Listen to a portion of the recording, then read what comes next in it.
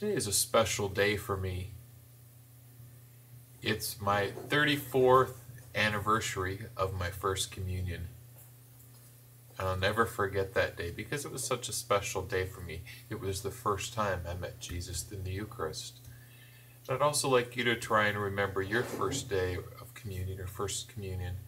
If you can't remember it, if you don't know when it was, you can always go to the church where you were baptized, and that church should have the records. They keep records of all of the sacraments in your life.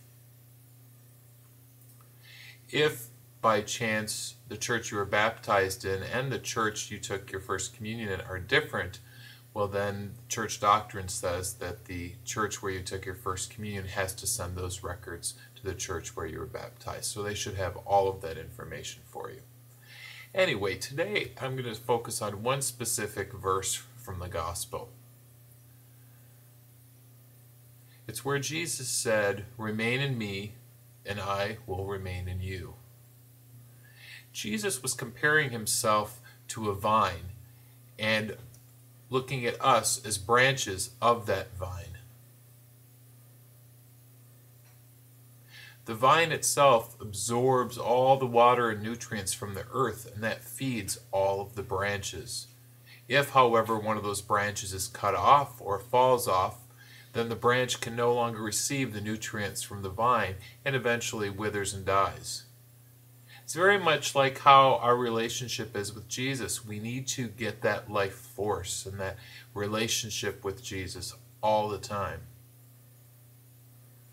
When I was reading that, it made me think about the importance of prayer in our life and how prayer tends to help us stay connected to Jesus. I've heard some people say that, oh yes, I pray every day for 5 minutes or so. Well, to be honest with you, 5 minutes probably isn't quite enough. Think about this. If you have your cell phone or your pager and you plug it in and charge it for 5 minutes, is that enough time? No, we usually have to leave it for a couple of hours or overnight in order for it to have a full charge so that it lasts us all day. Prayer is the same way. We need to plug into Jesus, plug into God in prayer for much longer periods of time so we can be filled up, so that we can be fully charged. I always like to recommend that people pray at least 20 minutes or more per day.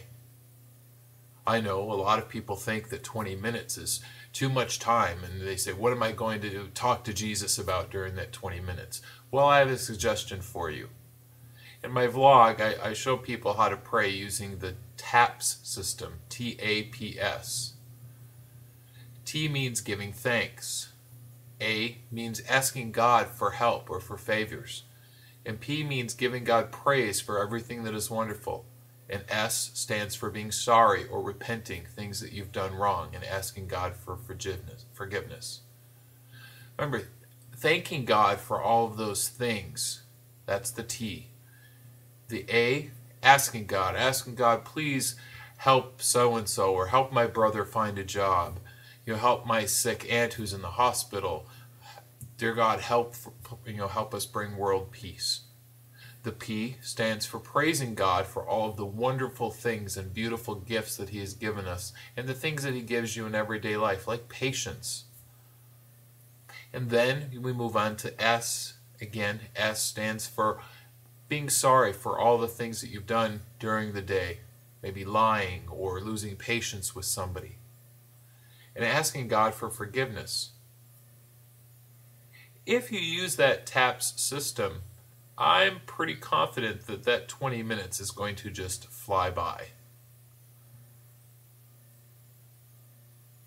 And probably that 20 minutes is going to end up turning into 30 minutes. Some people will probably pray twice a day for 20 minutes, or some will end up praying twice a day for 30 minutes. Some maybe even for an hour. So I suggest that if you pray every day, just starting with that 20 minutes, you're going to notice a big difference in how you feel. You're going to feel much more at peace, much more serene. You're going to have a lot more patience with other people because God is going to give that to you. And it's important and it's worth it. Try and give it 20 minutes a day. Thank you and God bless.